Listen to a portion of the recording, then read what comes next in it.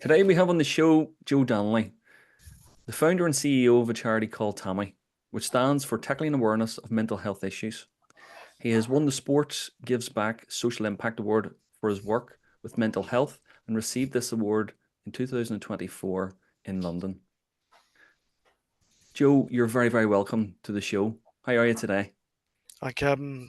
Thanks very much for the kind invite on the show. As you says, I'm the CEO of a mental health charity, Tommy, named after my friend who sadly died by suicide in 2009. But taking sort of adversity and negativity and turning it into positivity and hope, that's what I've built this organization on. Like I says, I've been through the sort of mill of interviews, either being interviewed or interviewing people. So I'm really excited about the opportunity. Thank you very much. No, I really appreciate it. Just whenever I was doing a bit of research on yourself and looking into where you've came from and what you're doing and the people we sort of know together, I was very excited to get you on this show because I think you'll give a really good perspective on interviews in general. Because most people think that an interview is going for a job, but you and I both know as entrepreneurs that an interview is when you're going to pitch for business or when you're going to speak in a meeting or when you're going to any meeting. That is an interview. They are interviewing to see if they can work with you. So this is really interesting because I know you would have to do a lot of this being a charity yourself and going out and asking for those type of funds. Yeah, well, we would, like it says, we would be interviewing on a regular basis by funders, but they want to know if we give you funds, what will you do with it? How Mm, will you spend it?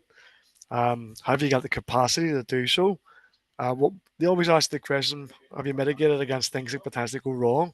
mm, And I think sort of one of my biggest sort of strengths is I'm very good at planning a project, but I'm very real in terms of I put all mitigations in the this is aspirational, this is what we would like to do, this is what may go wrong, this is what we will do if something goes wrong. And that's appreciated and valued because you're being honest and you're being transparent. And there are two things, especially working in the community voluntary sector, that are really valued by those decision makers who are committing to give you public funds, charitable funds. That if you're honest and transparent and say, we're 100% committed to make it going, we're passionate about it, but we know that things can go wrong, and this is what we're going to do to prevent it, and this is what we're going to do if something goes wrong, and we're going to be open, we're going to be honest, we're going to be transparent. And I think that the duration of my sort of since I started as an AA in the Belfast Metropolitan College, I worked through to basically an EO in sport and I that I starting as a CEO of Tommy. I've always been open, honest, and transparent, and those are things that have got me far in life. So I'm I'm I'm delighted to be able to share that with people.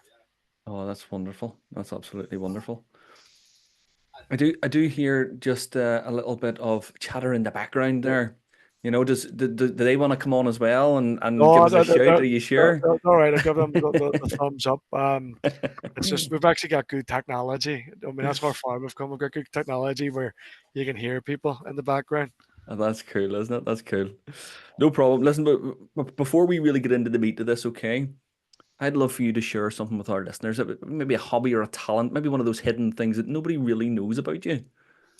Well, look, my biggest hobby at the moment, which I'm very, very bad at, is golf. Ah, I've, but I love it. I love the fact that I'm outside in the open air. I love the fact I'm side by side with friends. I love the fact that I'm appreciating nature. I'm playing sport. I'm being active. And another thing that sort of always had in my life is purpose. mm, Sport. When I used to play football, I did damage my finger. Couldn't do nets anymore. I then went into golf because I feel while we have the employment side of things, work-life balance is really key. mm. And the biggest thing I'm proud of is my family. The default one in case my wife listens to this and I get in trouble. But in terms of my own personal hobby, um, I love golf. I love going out with my golf society. I love having something to look forward to every month, and it makes a massive difference. And that's, I think, any recommendation to anybody that's working or wanting to work, always have something to look forward to. And again, that motivates me, makes me more animated, makes me more passionate, makes me more positive, and then that comes across when I'm presenting myself. If I didn't have that thing to look forward to, I'd be sad faced and miserable. Mm. Thankfully not.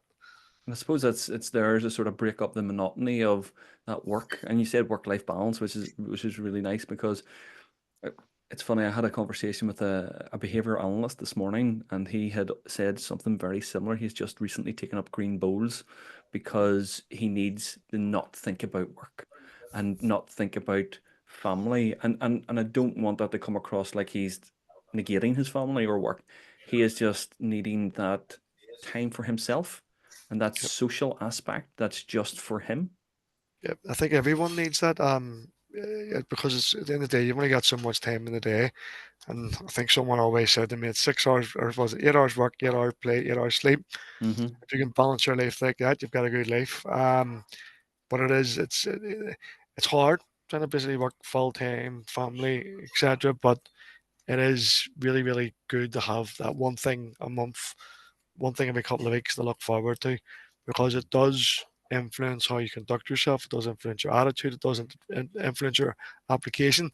And for me, that is, well, it's not a skill, it's a hobby, but it's something that it's something I really love. Yeah. I have one of those things myself. It's not a sporting event.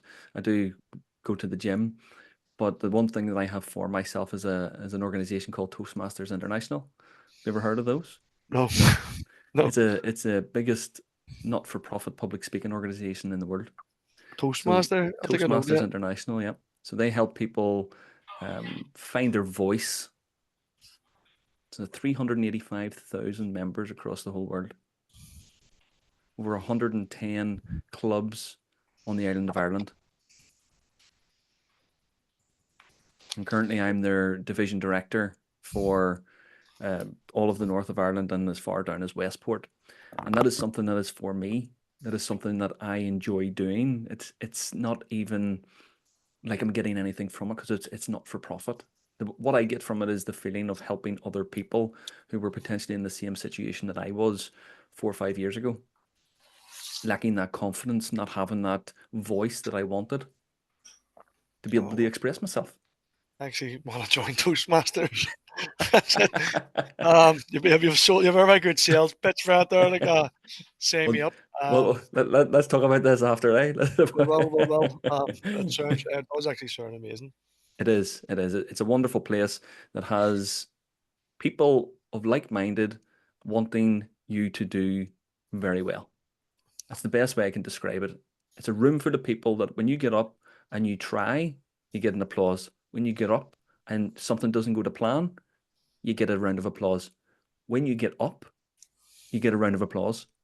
It is all about helping instill that confidence into you as a person. And then how do you use that going forward? I'm It just is, making a wee list of motivation and encouragement. it's fantastic. It's absolutely fantastic. But you Right. can look at it. It's called Toastmasters International. It's on my list. I'm making notes as well. Good man. Okay. Well, listen, we're going to get stuck into the meat of this, okay? Yep. And there's one thing that I always like to start with, and it's more so along the lines of your highlight of your career. Now, it doesn't have to be something that, now that you're the CEO and the founder of this organization, it could be something prior to that. But if it's something to do with the organization, that'd be wonderful. Well, look, there's probably two in the context of my career. The first one was ironically after an interview. Whenever I applied for funding for full time staff for Tommy, the organisation from England came over to interview me and my board member, and their feedback was that they would only give, based on the interview, they would only give the funding subject to me taking the post. They didn't want me to recruit externally for it. They wanted only me because they said you're the only person who has the passion and the commitment and the drive to make this happen. And their condition was if you take the post, you can basically lead the organisation forward, but they're not going to give it to um, me to basically employ someone. And that was after an interview, and I was very proud of that, and ended up taking a career break from the previous job um, prior to Tommy, and I've been here. Was it since 2014? So I've been here near 10 years. 10 years I've Mm, been here now in April, and that was a proud moment. And then come full circle to 2024. It's 10 years later, ironically. We're in London being presented with the Social Impact Sport for Good award by Sport for Good, by Frank Lampard and Christine Lampard, which was surreal. And I Hmm. loved the fact that I first thing I done was I bought Frank Lampard a drink, just to say I bought Frank Lampard a drink, famous multi-millionaire Premier League footballer, and then he bought us drink the rest of the night. So it was, we got to get in there first, but it was really sort of like 10 years later to go start an organisation and now being established, being recognised at the UK wide level, and for anything, extremely proud of what Tommy's achieved and where we've came from all those years way back in 2011 as a project, 2014 full time as a registered charity, and in 10 years we're now an award winning organisation. So they are things to be proud of. And at every stage, you get sort of people talk, till you communicate, till you ask you questions to basically try and capture the essence and of what we do, how we do it, and the impact we have. And I think it's fair to say that from an interview perspective, we're very good at telling our story. Yeah. And you touched on your passion, and that is really shining through even in this interview itself. Your passion for what you do and for the reason that you do it. And you know, I'm not sure if you've ever heard of a guy called Simon Sinek. He has a Yes. wonderful book out called Find Your Why. And unfortunately for you, your why was a traumatic event that has spurred you on to this, but you've done something really good with that event. You have used that event to save so many others who potentially Yep. were going through the same thing. If Simon Sinek had a quote which we stand by, which is we don't want people to invest in us financially, we want people to invest in us emotionally. Because if Mm. they invest in financially, they want sort of a return. If they invest emotionally, they want to help and support.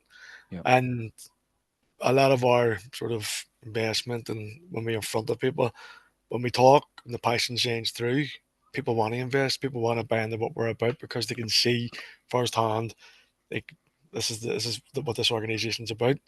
I once had the biggest compliment ever from a German woman when I'd done a presentation for techies and residents years ago. It was like a Dragon's Den type thing, but everybody was Mm. getting up and getting criticized and crying. And then I was straight after lunch, and I got up to present was tell me to gather up, which ironically has now been made and has now been rolled out, but it was too soon in the timeline. But she says she stopped the whole thing and says, "Look, guys, I do not know what he said, but he is so passionate. He is so enthusiastic. I buy into him. I don't buy into anybody here. You're so dull. You're so boring." She said that in front of everybody. And then from that, I made great relationships with who then became my later funder lottery. They first seen me as Tommy, and then I got talking to the head of communications and marketing, and she loved the pitch and she loved the way it was stopped, and everybody started talking in a positive context.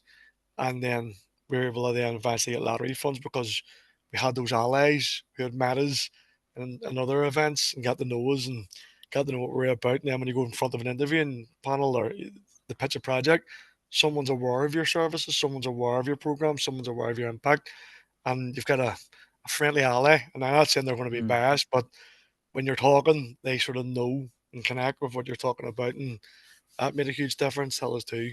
It's about building that network. And as you say, an interview is beyond so much more than sitting down in front of three people to determine your job.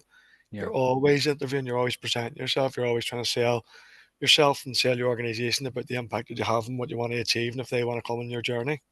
Yeah.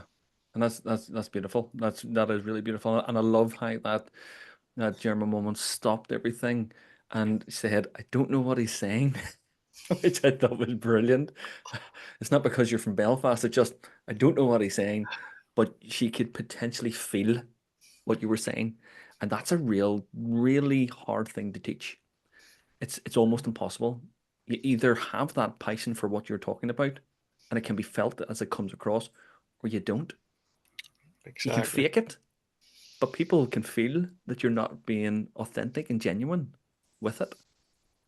So I'm too trusting. But you can see people that basically put it on. We don't. Mm. We're honest. Like I says, we say it how it is. We don't sugarcoat things, and people can physically see how we go above and beyond. And that's, Mm. I think, every time we meet people, and they always ask, like, oh, so how many people do you work with? How many of us are there? There's Steve is in the office. They're Hmm. like, what? Do you know what I mean? It is. They just you have to come not come across. You have to be genuinely go above and beyond, but it comes across very like clear as day that we go above and beyond. Yeah. And it sounds like it. It sounds like what you're saying and how you're even putting it across in this interview. And I keep referring back to this because I mean I can feel your passion for what you're talking about. Would I want someone who can spin me a nice story, or do I want someone who's passionate about what they do? Well, I know who I want. I want someone who's passionate about what they do, because whenever they come up against an obstacle, it's the passion that will push them through. It's not that Yeah, they will bury their head in the sand and go, I can't do this. And a lot of times, whenever I have clients who come to me for one-to-one coaching with regards to interviews, I try to find that out pretty much immediately. Do they actually care enough about this job to go for it, or is this just one of those other steps that they feel they have to take because they don't want somebody else to get the job? And I have had clients like that before, and I can't work with people like that. I have actually had said to them, listen, I don't think you're ready for this position, and I don't think we can work together because I can't give you that passion. You either really want this job or you don't.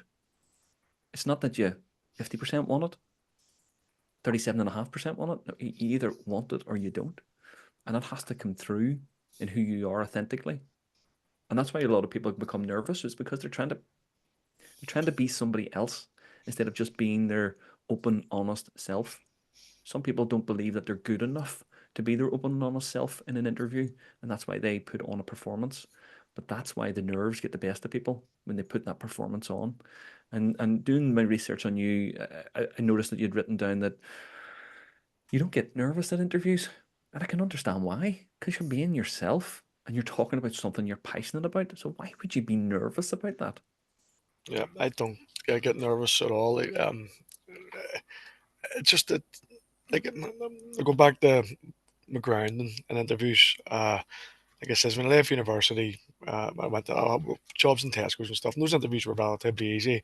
Just how you can go and be a good customer, how you can help things. And probably end up, I'll put my hands up. Probably when I was young, I had to put a bit of a sort of a spiel on to basically try and meet the criteria that we're looking for. But then as I started to progress within sort of the civil service framework, basically AA, I was able to say, look, well, I've got these skills, and really I'm really going to be good at these things that they want me to be good at. And then when the next AO came up, I can do all those really well because I do them all really well. I'm able to say what I do, how I do it, because people always fall in the trap of we, Yep.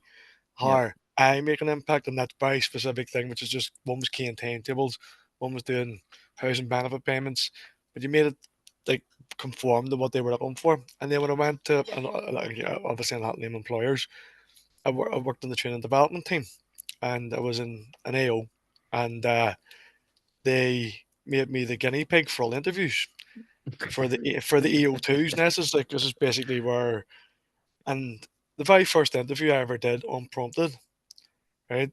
The panel gave me the job. Right Okay. now, now it was a fake job, but they gave me the job and that was unprompted.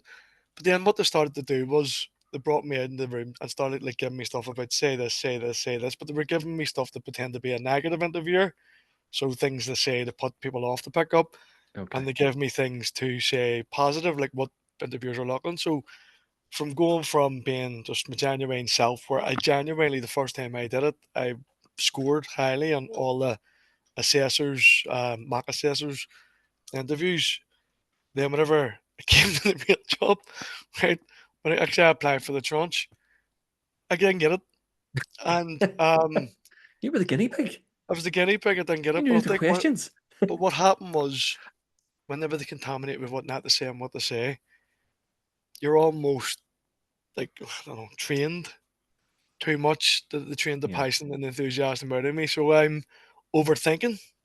correct. I'm I'm trying to like make the best answer in the entire world. And what I actually did lose when I went for the official interview was my authentic self, Mm. the realism. I've been trained to roll over, say this, and do that. Whenever I actually came to basically present myself. Now, what I did do was after, again, a good person, whenever you get sort of knocked back, and it was a low point. To be fair, it was. I asked for feedback, Mm. and I made a decision there and then that I'm worth more than this. I don't want to be an AO. The job that I was doing was basically above and beyond what would be expected of an administrative officer. And a job came up for an EO2 in another organisation. And I got the feedback, and the feedback was that your answers were too wordy and we couldn't make out what you were saying, and you were trying to like hit buzzwords, but you weren't making basically sense. So I just went back to my authentic self, and when I went for that interview, the one for the O2 post, I came top.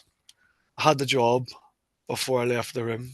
Um, Now obviously they couldn't tell me yet, but Yeah. the score I was told when I went back in, because I started the same day as my manager, um, that the minute you left the room, you had the job. It says you had them laughing, you had them like at one stage, no, I hadn't lost anybody at this stage, but you had them laughing.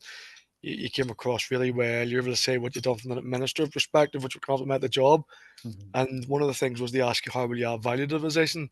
You came across like a real character that will come to the team, to support the team, and everybody sort of liked you as a person. So, Yeah. and then I did that job for a number of years, and the opportunity, like I said, when I had the interview for the organisation from England, the funder, the charitable trust, I made the decision to go on a career break, and then I got redundancy. So I was leaving anyway, but they gave me 10 grand to go, so I wasn't saying no, but a caravan. So it all worked out really well. I was the time the civil service was really struggling, and we're putting people out in redundancy. But I had like Mm. 5 years and a bit service, and they was like, I phoned up one day and goes, look, I'm going to hand them a notice. And the receptionist says they're giving out redundancies. Do you want me to stick your name down? I mean, I stick me down. Like saying 9996. Do you want to go here? Me happy days. Um, See you later. I love that. But no, that was sort of when you get rejection, and the hurt was that I'd passed it before, and Yeah. then I think the key difference was they trained the authentic self out of me. They made me Mhm. overthink things, complicate things, and I ended up learned from it. And like I says, I moved myself up the ladder. Well, that's it, isn't it? It's not a wasted experience if you're learning something from it. And I'm glad that you touched on, those sort of values that you have and what's obviously shined through when you're being your authentic self. To, let's talk about the values a little bit, if you don't mind. So if you were an interviewer and you've got candidates coming in, what sort of values would you be looking for in a potential candidate?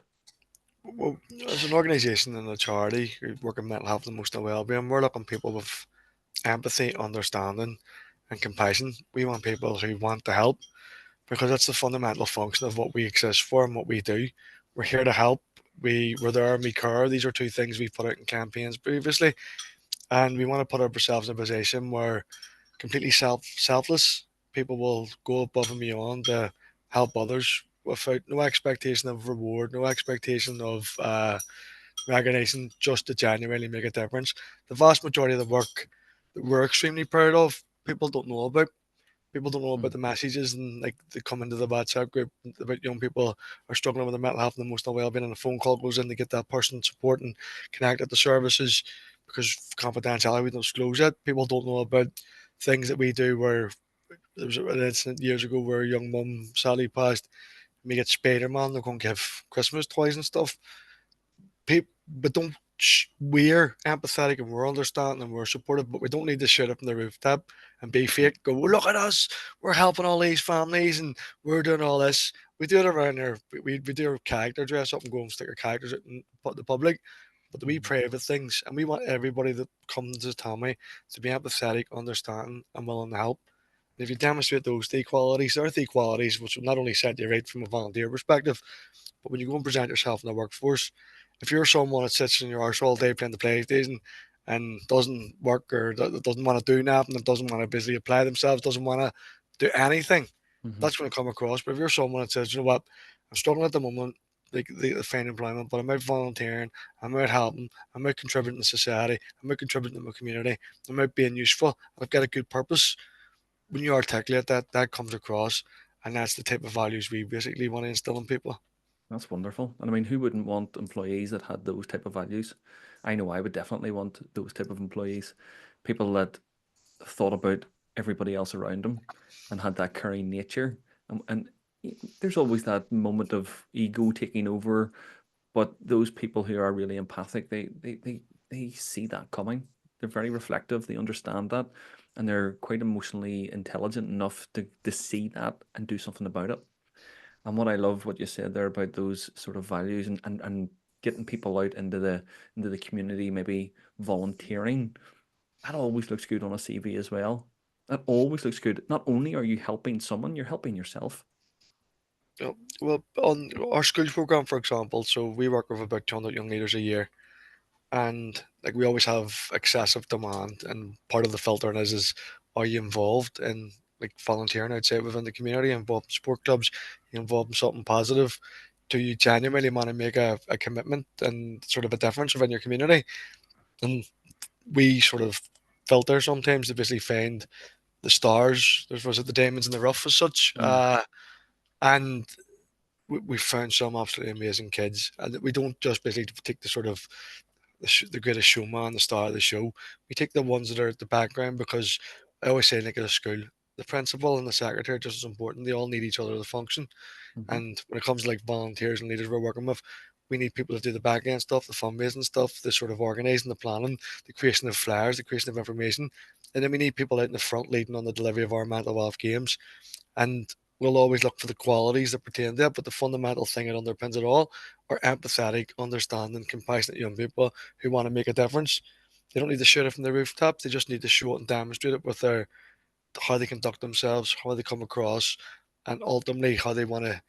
Our motto: shape, change, and save lives. How they want to benefit from working in collaboration with Tommy to at least shape and change their lives. We can stand over save, but mm. people are open to change. People are open to taking positive direction, making positive choices. All that's sort of what we look for when we're trying to pin down our young volunteers and stuff. That's brilliant. That is really good. And it's really useful for a lot of the listeners to hear that potentially if it comes down to two people, let's say going for the same position and they have the same experience, they have the same skill set, they've been to the same schools, they're similar in every way. They've come across really well in the interview. That potentially that volunteering side of things could be the difference between somebody getting that job and somebody not getting that job.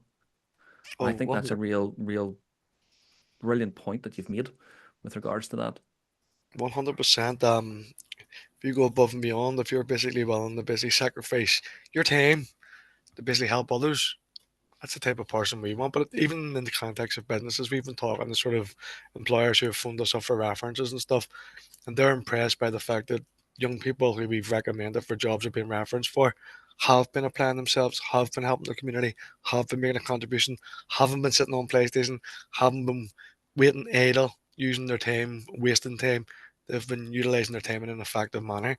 And that does come across because ultimately what an employee wants, an employer hypothetically wants, is if I employ you, you've X amount of time, will you basically be the maximize the benefit for my organization? Absolutely. And if you're volunteering and you're able to show that with no pay and saying that I'm out doing X, Y, and Z, you're going to shine over someone that's basically doing nothing. Do you know what I mean? A Yeah. person who volunteers and shows up, but more likely when they're getting paid, show up.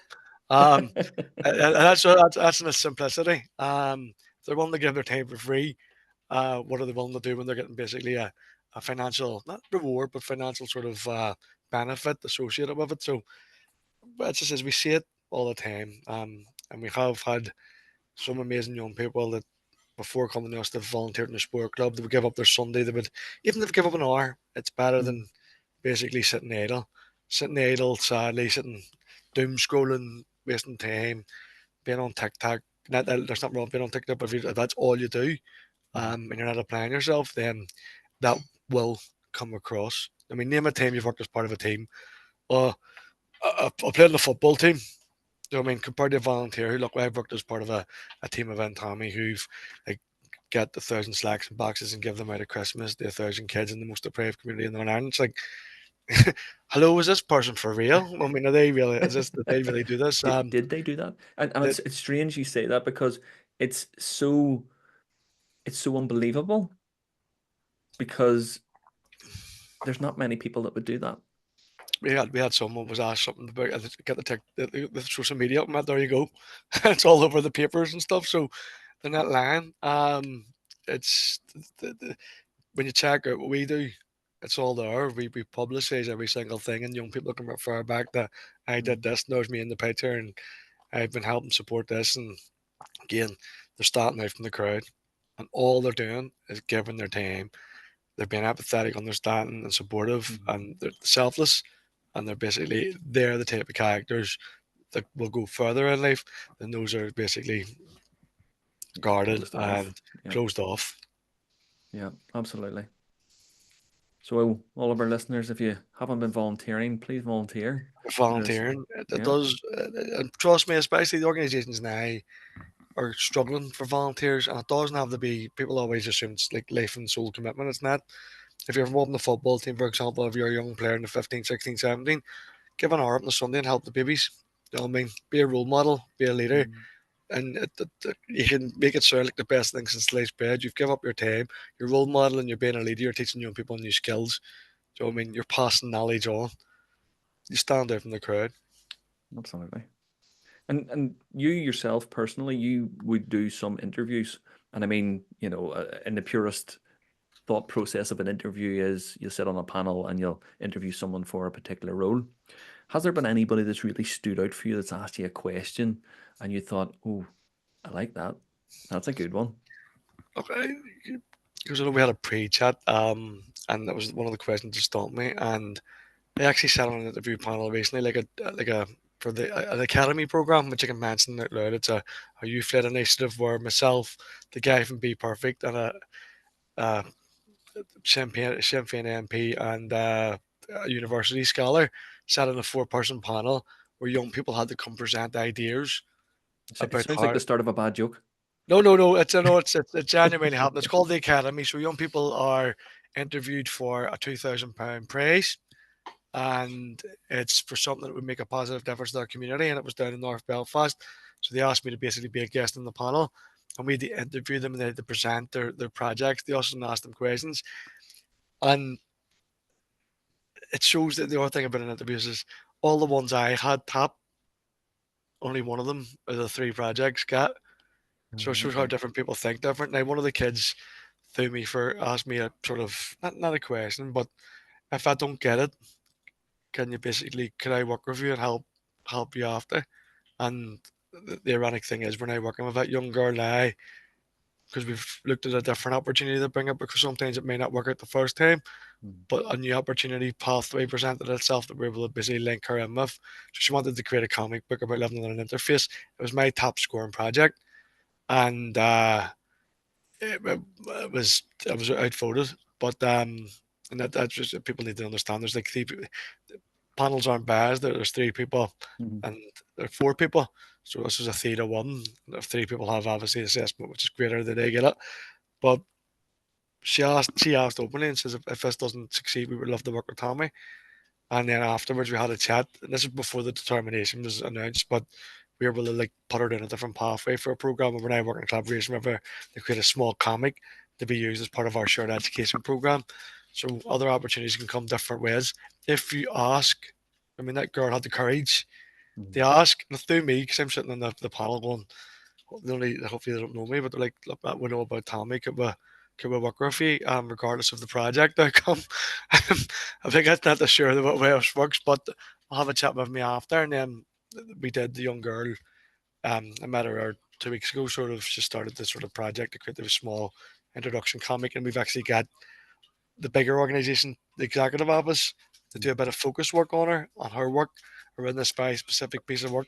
If anything, not getting the £2,000 for the specific project she wanted is going to be more beneficial because she's got more traction, more attention mm, going to a different angle. So I think the message in that is sometimes angle one doesn't work, but don't give up and go around a different thing, and don't be afraid to ask the questions in there. And that's the yeah. only thing that's ever thrown me when I've interviewed people. We interview students now and again to come on board, and with the early stages, we sort of realised that we need to be more robust because we got a couple of characters, let's just say. But more recently, the students we've got to come on board the interviews have been outstanding. They've demonstrated an understanding of Tommy, which is great.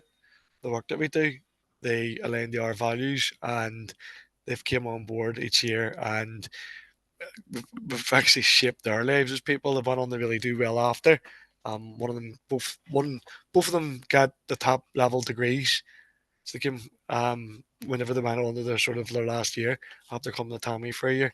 And we get 3 or 4 requests a year, but we only ever take one because we're a small office. We don't have nowhere to put them. Mhm. But these girls smashed their interviews and then went on to basically smash their education. And one of them's now basically working in one of the schools that we're linked to, which is amazing. That is amazing, and it just shows, just picking up on something that you'd said about, she stood out. I think that's about the second or third time you've used that phrase about standing out and not sort of blending in with everybody else. Yeah, And I think it's a really good suggestion, that she literally just stood there. She took an opportunity, and I love that. I love when people take an opportunity and they go, yeah, "Well, listen, if I don't get this, could I work with you?" Now, straight away, I'm thinking, "Wow, this person really wants this."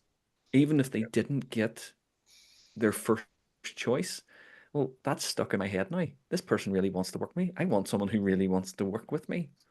So that would be a person I would go back to for a conversation and say, just as you did, let's see where you fit. yeah. Instead of let's see if you fit into what we're trying to do. Let's see if there's something that we have, or let's see if there's something that we can fit you around. I think maybe sometimes you would see people go for a certain job and the panel say, well, they think they'd be perfect for that one. Hmm. And then they're invited back to basically interview for a different sort of job than they originally went for because they've got in their head the type of person that they want. This young girl, I would have loved to if she was my top scoring project, but like I says, different opportunity and different pathways now been availed of. And she asked the question about if I don't. Now, the beauty of it is we go back about what we've been talking about all along. This was just using her time. She wanted to volunteer to help with Tommy. So she presented herself as now that girl, that young girl's going to go on and do amazing things because of her character. I mean, she didn't take it. She got knocked back originally by that, but she's availed of a new opportunity and she's learned where she didn't actually go wrong. I think she was knocked back on a very controversial reason. We'll not go into, but it was because it was an interface project and people didn't want to basically be seen to be one side of the community or the other. But I thought it was a Yeah. silly argument. She was trying to articulate really um, her impact on living on an interface and what it was like and what her experience. This is the thing. Her experience was like living on an interface, where she had this perception of a community. But then when she started to do youth work and do projects, she got a completely different perception. Yeah. And that's what her thing was trying to basically portray. And it came across outstanding. But then, like I said, she realized an opportunity. She's now benefiting from the opportunity because she asked the question above and beyond. She didn't, the vast majority of them just presented, were asked questions, and then left the room. She had a Hmm. follow up. And I would always basically follow up in an interview about, look, subject to success, always basically come from a positive angle. Where would it be based and what's the opportunity for growth? That's something I always ask in every single interview I've ever been in. And again, that hopefully makes you stand out because it shows you're interested in getting in and developing within the organization. Yeah. And you have to do that. You have to show that you're interested. It's another one of those things that you want the panel to look at you and go, I can see that person in that post. Yep, I can see that person working beside me for 30, 40 hours a week. And that's what you were trying to achieve there. You're trying to achieve that with that positive sort of suggestion of where would it be? What would it be doing? Is there an opportunity for growth within that? Now, so a lot of those questions are they could potentially be looked at beforehand, and sort of in a general sense, and you could say that you say I know in a general sense, but specifically where would I be doing, or what sort of role would I be playing? I know what it says in the job description around HR, but you tell me from a your point of view what I would be doing, and see if you can do that. People will look at you very differently and go, "Oh, you've done a lot of work in this. You've prepared a lot," and they're more likely to give you a little bit of leeway if you don't say something that is exactly correct. They are more than likely to give you a little bit of leeway. But sometimes what you find is that you don't always get the right person turning up to the interview. yep, So if Joe, if I was to ask you right now, to give me three red flags that potentially an interviewer would do, and you would go, "Nah, not for me. Definitely not. That's it. That's a non-negotiable. Three red flags." Non-negotiable. One, not shaking your hand at the start. Hmm? A warm welcome. I mean, a warm welcome says a lot. Are you basically smiling and enthusiastic? Do you want like you're coming across before we've even started and sat down? You're coming across like you want to be here. Because you don't want to be in an interview. You want to be in the organisation. Then when you get them sitting down, it's the when you ask them a question and they try to blag it. If you don't understand something, just say, "Excuse me, look, can you explain that again and break it down for me?" I'd appreciate that more than, I'll do this and I'll go and do this and I'll do this and I'll do that, and then they completely went off on a tangent. Because it's wasting the very like short time that you've got with them, which is communicated clearly in advance. And then the last one, which is a red flag, is I'm trying to think. Just look at you, but look, I'm happy enough to basically sit with two. Yeah, The they're reason two why real good ones. it's just because I've never, other than enthusiasm at the start, I think that's very important because it sets the scene. It allows you to be comfortable too, because people don't Mm, realize when you're sitting across the table, if someone's basically nervous and anxious, you have to try and de-escalate that. But if they come across like they don't want to be here, like this is a chore, then it's like anything, energy bounces off energy. Um, yeah. and if they're it's negative and it's hard. And then, like I says, when you get into this sort of interview thing, when they try to blag, um, I don't like blaggers. I mean, I don't, it's not that there. Tell the truth and like give me a time when you've worked as part of a team. I was working down the left wing and I passed it to the forward and he scored a goal. Like, no, I mean, nonsense. Do you know what I mean? But something constructive or what they did, how they contributed to the team, and ultimately the impact. And ours is all about sort of even something simple as like help a school project in the school where my role was the marketing officer. I was responsible for the communications and publications. I prepared it. I worked with the leaders of the marketing, the team, and we put it out to the public, and people joined the event, and it was a great success. Something sort of has a bit of a sort of a story that has impact beyond the realms of that person. They're the Mm, type of things sort of I would look for, but like I says, red flags. I'm actually trying to think back to this what I was told about things not to say. They always told you in sport, and that's sorry, just whoops, one of the employers. They always told me one of my employers, not the one before, Sport and I, which was my favorite job, by the way. Uh, then the kid would look at the floor. So one of the tips when I was in the interview, sort of guinea pig, I was look at the floor, don't make eye contact. They were all red flags that they were telling me not to do. Like pick your nose was one of the things they taught me to do in the middle of a thing. wow. Just the like um be pick and flick. Do you know what I mean? But they were telling you to basically just be like completely just disorientated and all over the Mm, place and be rude, which they thought picking your nose was rude. And they were red flags that they were looking for, but I've never seen them manifest other than per sort of like initial assessment of they don't want to be there because they're not enthusiastic. I don't mind people being nervous, just to be clear, mm-hmm, 'cause that's perfectly understandable. But it's like, I hear hello, I'm such and such. I want to do this. Look, yes, come on in, not today. So, I mean, mm-hmm, there's a massive difference between confidence and arrogance. mm-hmm. Um, love confidence, love people. How you doing? Love to be involved. I dead on. This is I do this and I'll do this and I'll be. That's arrogance. Arrogance isn't welcome. I mean, we have a wee thing saying don't be disrespectful, don't be ignorant, don't be cocky. If you put them three letters together at the start of it, don't be a, and that's sort of um, a wee thing that we do with some of our what we're not looking for. Yeah. But we're looking for people to be respectful. We're looking for people to be tolerant. We're looking for people to have like empathetic and understanding. They're the qualities we're looking for. But they would be the red flags that I was taught, not but Mm. being, so I could actually just imagine the interview. I didn't get him and picking my nose, looking at the floor, trying to say answer every question over answer, because I was trained that way. Yeah. Um, but no, just be yourself. Be nervous, but don't be afraid to ask for help. That's another great quality for mental health. Yeah.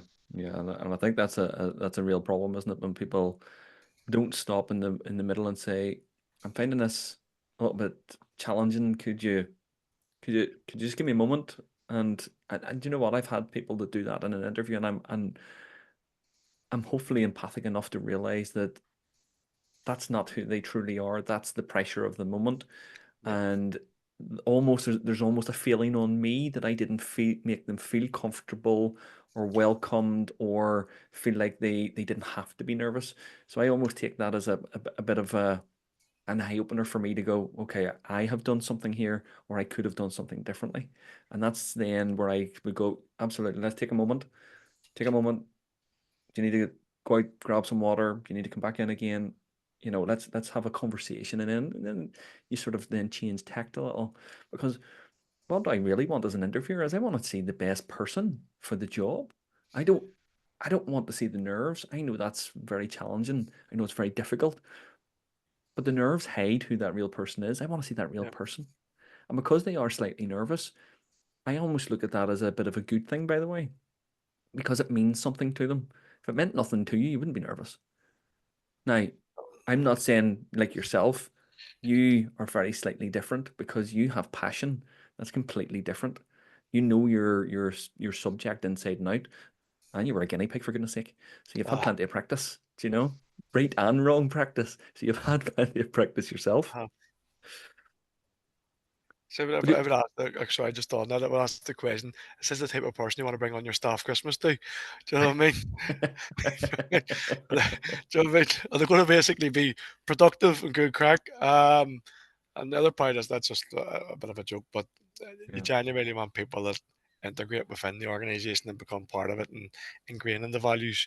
And those are the type of people that you inadvertently do want to bring on your staff Christmas do. Of course you do. Of course you do. You don't want Oh, some lunatic that's going to go and hijack the staff Christmas dinner and absolutely wreck the place.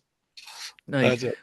have you ever had within an interview scenario someone that has really went above and beyond? Yeah, well, one of our, I know been a note, one of our previous placement students, young girl, who she was an older student because she went down one subject path and she didn't like it. Hmm. But what was law? So basically, she spent your concert has your oh sorry, is that yeah? Um, we had one girl who went above and beyond in terms of demonstrating to us that she went down a career path at law. Didn't like it, didn't enjoy it, and she made a change to come back in the sport. And she took a real passion when she contacted us. But look, I'm really passionate about sport. I'm really passionate about mental health because I've suffered. And when you actually met her and sat down with her story was unbelievable in terms of why she wanted to be involved with Tommy, why she wanted to basically come here. And I mean, like we had three candidates, and when we talked to her, we're just like, look, she's in. It's one of them our Hmm. like instant connection. It's a common one thing about the handshake. Yeah. She she was big enough to admit that I tried something that didn't work. Tick, because that's the way life is sometimes. Yeah. She was big enough to turn around and say, like, I'm really passionate about sport. Tick, that's what we're really passionate about as an organisation. And she was really big enough to basically say she was really passionate about mental health because she had family members that were adversely affected. She'd been affected because of things she was going through. And she felt she could really make a contribution. And we were like come on board. Hmm. And she was one of the best, if not the best, person we've had because she was able to demonstrate and showcase it. And then when it actually came to a plan, herself, she was outstanding and she was good crack at a Christmas dinner as well. So all the boxes were ticked. We ended up that year had to have a Christmas dinner in the office. And we done karaoke, and her partner and all came, and we all had karaoke in the office. It was unbelievable crack. But that's the type of person she was. She was local too, which she understood the sort of the area dynamics that we live in, and that's what I mean by above and beyond.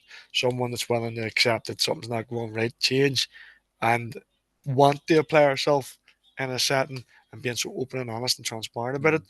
that you just basically had instant connection. And then she was coming on board and she made a massive difference to the organization. Yeah. You come to that awareness, don't you? When someone is able to admit or explain that they have made a mistake and they own that mistake, then Yep. where my head goes to is, well, if that happens in the workplace and she makes a mistake, she'll be the first one to come to you and go, Joe, listen, I have made a mistake. How do we sort this? I'm not sure, but how do we, but, and it was me, I done it. How do we sort this? And that is very rare. That is really, really rare in people in general, never mind people that work for people. That is rare in people that they have integrity and take responsibility for their own actions or in or responsibility for their own inaction. It is so rare.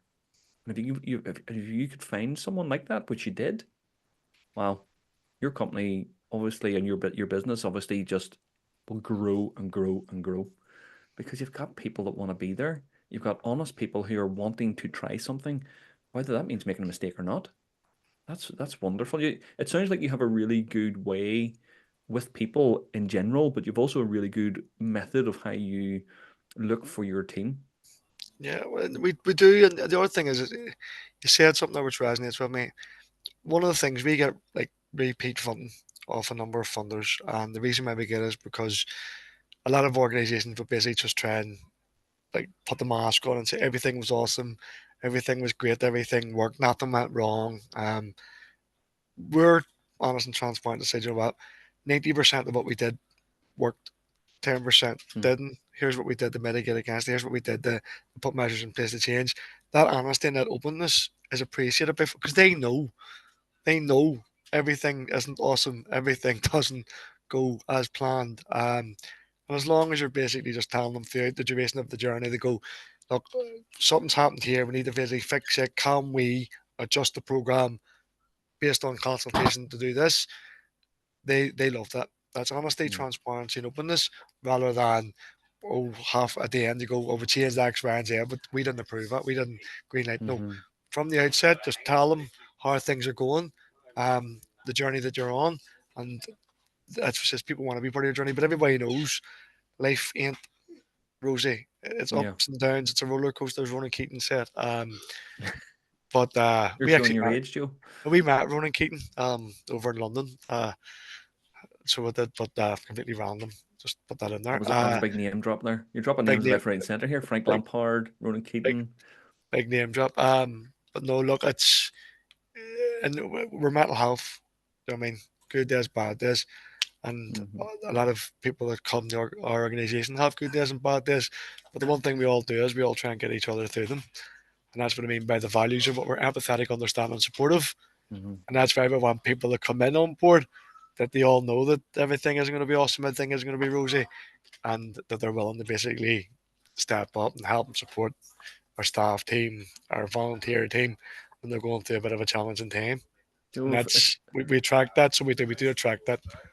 if all organizations operated from your values and operated from potentially their own values, the workplace would be a very different place. What I'm hearing from you is that you not only speak your values, you live your values, and they come out in your behaviors. And what I mean by that is, that open and honesty. Well, you've integrity. You're going to just say 90% worked, 10% didn't. And that integrity, again, it's a word that's thrown around, in my opinion, way too easily without any backup or any demonstrable behavior.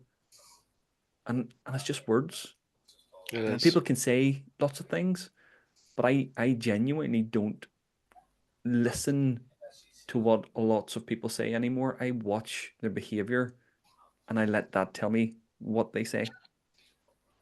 And that young girl who stood up in front of you and said, if I don't get this, let's work together. And that other person that was willing to just tell her side of the story and be very open and honest. That's the type of people you want. Those are the behaviors you want. I've made a mistake. It wasn't right. Oh, okay, fair enough. How can we move on from that? And it's that word mistake, and it's a very negative word. And what I have done with that word is I've made it two words. It's a mistake. So you get a second go or a third go or a fourth go. So that was the first mistake. That's You go that's me again. off it. That's me off of tea bags. First, second, third, fourth. Yes, no, I agree. It's like I say, we all make mistakes. Like, don't get me Yeah. wrong, we're not making anything detrimental. But the thing is, if you make a small mistake, it's a small mistake. If you sit on it and keep making mistakes, and you don't put the hand up and go, look, I need a Mm-hmm. bit of guidance and a bit of support, then it will spiral out of control. But we create a culture where, look, it didn't work out. Look, let's do it a bit different. And the other thing is Mm-hmm. perspective. I mean, well, we all want to do things a certain way. We need to realize that society changes, people change, skill set changes. The evolution of skill sets is actually quite scary. Mm-hmm. Um, and trying to stay up with the new technology developments and stuff like that. But if we just have an organization where, look, where mental health, come in, have a bit of fun, do something meaningful and engaging and contribute, but we don't want to create, how bad would it be for an organization like us to create a stress, high pressure job? Mm. You know what I mean? When we're trying to make a difference, that the Yeah. person who is trying to make a difference is stressed to the max. But wrong, there's days where, like, reporting is never nice. Yeah. No matter what job you're in, needs done. So I mean, but time management, set time for it, work with your team, get it done, communicate with your fund. If we're going to be a bit of a delay, by the way, we're never delayed, always on time. Um, Part of the reason why we're so respected. Um, but being willing to turn around and say if something's not working, uh, we'll get it sorted later. But the other one is respect. So respect the people that employ you, or the people that fund you, and the people that back you, because they've believed in you. Mm-hmm. So, I mean, that's the big thing, belief. One of the big encouragement things that's always got me through is every job you've got, someone's believed in you, the employee. Every grant you've got, someone's believed in you, the buying the what you're um what you're What you're doing. selling. So what you're selling, like mental health, emotional well-being, making a difference in people's lives. People are buying into that. People are buying into you, and believing in what you've offered them and what you presented to them. And as you says, it's how you act. So we act positive, we get it done, we deliver, we set out. But here's what we said we're going to do in the 10. Here's what we're doing. If anything, most like I says 90% smooth sailing. But give you an example, COVID, Mm-hmm. all our projects during COVID all needed to be basically amended. But the one thing, when a funder said to me, he says, unlike a lot of organisations that just stopped, you stayed within the ethos of what you applied for. You just had to deliver by a different means because of COVID. So basically, we had to do a mental health program. They can hear voices. Um, so they had to do a mental health program, and we did it online. Still principles of what we set out to do, just a different methodology of delivery. Yeah, and that's it, So isn't it? It's being flexible and being adaptive to the situation. And I would assume that your organization has to do that quite often, especially when you're working with people who have mental health challenges or you're trying to prevent those mental health issues in the future. And when you know, you've said risk mitigation a few times as well, and that really has rung true to me with regards to what you do and what your organization is about. It's not about talking someone off the yeah, metaphorical or physical ledge. It's yeah, about stopping them getting to the ledge. yeah. The vast majority of our work's prevention Yeah. and awareness raising, and it's about empowering people. So leaders. So like I says, I work for sport clubs. I'm a stranger danger. If I go into your sport club, you don't know me. Mm-hmm. My fundamental thing is about the development of that relationship with a coach who Mm. does serve the players, and getting him or her educated in mental health and emotional well-being to realise that you've got 15 players they look up to, respect, and trust you. And if you're the caveat and the vehicle for information about mental health and emotional well-being, they will listen. So Mm. and then that's the mindset we try and get, and then we try and pass on our passion, our enthusiasm on the coaches to realise that all your role is to talk, listen, care, and connect. And here's who to do it to. Here's the support services. Here's what to do in a crisis. That's what we do. So when we're recruiting clubs, for example, I tend to work with clubs who have at least one or two individuals who are passionate about mental health. Because if they don't have the passion about mental health, it's like, oh, mental health, it's a chore. Yeah. But if it's something that they're basically passionate about, then they'll drive it. And then it's up to us to basically drag it and support them to be the driver within their organisation. Something like a franchisee type thing. Yeah. Take our model, roll our model out, and we'll support you. Yeah. But we need them to be committed and we need them to respect the fact that we're trying to deliver safe messaging, effective messaging, and they're just the vehicles, Yeah. but they need to basically come across as passionate, enthusiastic, and respect that we're there to support them. And that's why we have a good relationship with clubs because they respect the fact that this organisation isn't just hi mental health, bye. Right? We Yeah. invest in them. We invest in the organisation. We give the toolkits. We give the games. We have open access to everything we do. We don't create stuff and sit on it and go, it's ours. You have to pay us a couple of £1,000 and we're not delivering it. Hmm. Take it, roll it out, benefit your network. Yeah. It's there at your disposal. As long as you're using it to shape, change, and save lives, we're happy. That's a beautiful message. What does that shape, change, And save lives. and save lives? And we can Beautiful stand over message. we can stand over it. And Yeah. we've got evidence. Just, we're all, just to be authentic. We shaped and changed for years, and then we've got like loads of like I says the small work, the bit that goes unnoticed behind the scenes. Hmm. We've helped people who are at the hypothetical edge, who are no longer on the hypothetical edge anymore, who are in far better places, who are getting support, who are getting professional help, whose lives have been saved. And the thing about it is sometimes you might lose. It's like every day is a game of football. You might lose some games, but if you keep applying yourself, you keep using the same principles, and you build your team, and you bring more people on board, you'll win more. And Hmm. before we have significantly more wins than we do losses. That's what games and business is about, isn't it? It's about increasing that win rate over your loss rate and Yep. just learning from those loss rates. Yep. That's brilliant. Thanks, Joe. Joe, we're gonna move to a little bit of a change of pace now, okay? Yes. So this is a quick fire round. This is just about 10 questions, and it's very simply yes or no. Okay? There's no nothing else, just yes, no, yes, no. Okay? We got the premise? Okay. Let's get started then. Is it acceptable to wear pajama bottoms to a Zoom interview? Yes.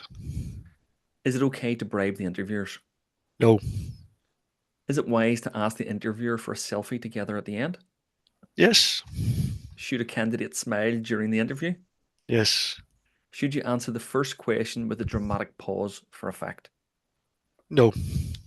Should women wear high heels to an interview? None of my business. Is it acceptable to ask the interviewer how much they make? No. Should you high five the interviewer at the end? Yes. Should a candidate swear during an interview? No.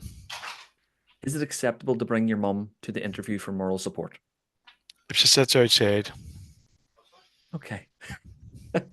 How did you find that? No, really enjoyable, but um, some awkward questions.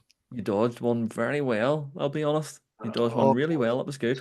Some awkward questions. But no, I like the one about the high heels, awkward. None of my business. Pajamas, you don't know.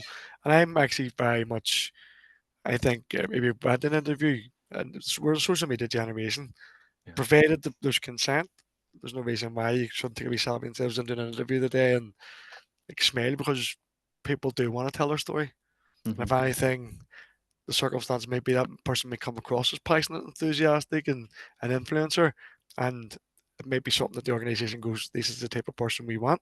So I Hmm. don't see anything necessarily wrong with it. Again, anything circumstantial, but the few of them threw me. The other one's a Section 75 issue. That's none of my business. You're good, Joe. You've done these questions before, you know. You've That's done it. these before. Okay, but now the big question of why we're really here today, and it's to ask you about your worst job interview ever. Now that doesn't matter if you happen to be the interviewer or the interviewee. Okay. So if you can state which side of the table you're coming from with this. But I think I've already discussed it. It's the interview where I was the guinea pig for years, and whenever the troll came up, I was so convinced I was getting it. And actually, seeing I'm sitting thinking back about it, I actually think it might have inspired a bit of arrogance that overcame confidence. Mm. So I knew the questions they were going to ask. I knew who was going to ask them because the structure of the panel, I was the guinea pig. I actually sat on both sides. As part of the guinea pig, I knew the type of buzzwords that they were using. But I think, like anything on that day, probably the one day where I was arrogant, I was thought I was going to get it. I took it for granted. Do Mm. you know what I mean? And I went in and if I had all the bad habits I was taught not to do. But the one thing I did, I tried to overcomplicate every single question because I'm going to try and hit every single buzzword. Um, and I think we might as well just shooting out buzzwords rather than actually having any cognitive structured question about what I did, how I did it, what my contribution was, and the impact it had. I was just trying to put out complete drivel. Like I says, it was a hard interview, but I made it hard on myself. This is the Mm, first time I did it as a guinea pig. I got the job, and that was whenever I was just in the organization. I was identified as this is the guy who's going to be doing the interview guinea pig. So they brought me in the first panel, enthusiasm, passion, authentic, and then that was trained out of me to the point where I was arrogant. I thought I would hmm have got it. I knew all the answers, and I behaved like I knew all the answers. And maybe in hindsight, when you look back, the feedback was they overcomplicated the answer. That was the questions. It was just too much. They couldn't put it in the coherent structure of what I did, how I did it, what impact I had. It was like waffle. That was basically what they said. But waffle, I was trained to waffle. Yeah. Um, and that was basically the worst interview I've ever had. But it was the interview that afterwards, whenever I took a step back and I learned, it was the interview that then prompted me to go for a job as an executive officer, which I got with flying colours. The next thing is that I didn't lose my authentic self. Mm. Um, I walked out the top scoring candidate. I got the job before I left the room, I was told. Um, they couldn't score me like any. It was like, oh, they all like unanimously sort of agreed that I was good, but I learned, and that's basically the application. But just don't take things for granted. Don't be a Mm. know-it-all. And I think that's the one thing when I talk about all the things that we were looking for. It's probably the one thing I did probably come across as a bit cocky and ignorant, because I made an assumption that I knew it all, and I Yeah. didn't.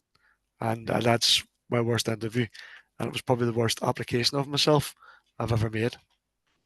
Well, thank you very much for sharing that because hopefully that'll really help our listeners put themselves into the right frame of mind and the right state of mind when they go in for these type of interviews or any type of interview. Is you may know or believe that you know, but don't assume. Go in as if you're brand new. Go in as if you're wanting the post and go for it. But don't we get in with that sort of arrogance and assumptions that it's yours. Don't we get in with that arrogance that, well, I know everything. What are they going to teach me? Those are some great thought provoking ideas you've given. And I hope that that does resonate with quite a lot of the listeners because the listeners that we have are people that are going or potentially looking forward to an interview in the future.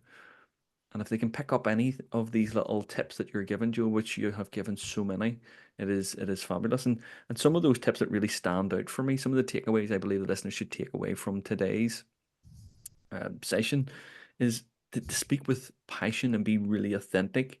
And one little saying you said I really like, it says energy bounces off energy. And I love that.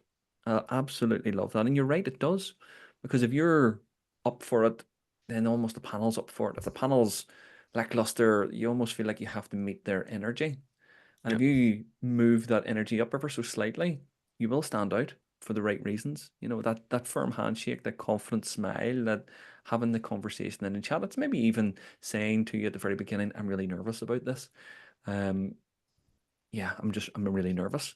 And that's enough to calm people's nerves, but it's also enough to let the interview panel know, okay, this person is nervous. We maybe have to do this ever so slightly different. And let's get the best out of this person in front of us because that's what we're ultimately trying to achieve is trying to get the best out of it. And the second thing I took away from what we've been saying here, Joe, is that volunteer because potential employers look at that and think, well, if that person can turn up and not be paid, and they can turn up on time, and they can turn up with a smile on their face, imagine what they're going to do when they have a financial gain or an opportunity for promotion to move in a direction that they want to go to for their life. That's huge. That is really, really big. And especially now for a lot of the students who are finding it really difficult coming out of university with a degree, but there's probably 30 or 40 people in that same class that has the same degree. yep, And they're all going for the same jobs. But potentially what will make everybody stand out is that voluntary aspect. and it can definitely fall into a whole lot of different categories like teamwork, leadership skills, just being involved, time management. There you have an opportunity to talk about it. But if you've never had a job and you've never volunteered, how can you even answer some questions during an interview? Because they all are about experience or potentially what you would do. And if you have never done it before, you can't really tell someone what you would do if you've never really done it before. It's really difficult to know what works and what doesn't. And the final one, the one for me that really stood out was having the courage to just be your authentic self. Like that girl who said, if I don't get this, I would like to work with you anyway. How can I do that? That takes courage, but that courage pays off more times than it doesn't. It may not pay off instantly, but it pays off. And the more you can do that, the more you give and allow yourself those 30 seconds to be courageous, the more you will achieve in a shorter period of time. And I love that, Joe. So, Joe, listen, thank you very much for today. I really enjoyed it. Did you find it very useful for yourself? Kevin, look, thank you very much for the opportunity. It was nice to talk about it and actually reflect back on old times. Um, I think about that traumatic event of that interview. I didn't get, but actually, if anything, fate, I wasn't meant to get it. Um, and everything worked out in the end because perseverance and learning and asking questions has always helped. And like I says, thank you very much for the opportunity.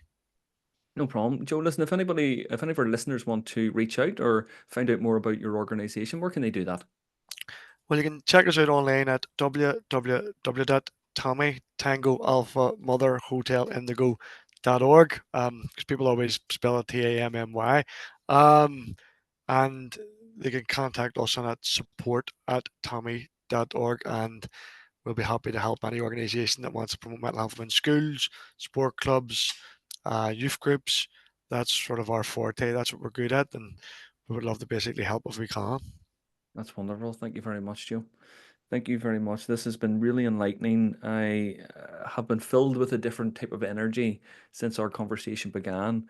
And I genuinely believe it's because that energy bounces off the energy. And I think we've created that lovely, lovely space where we're in right now. So thank you very much, Joe. It's really, really appreciated. Thank you, good sir.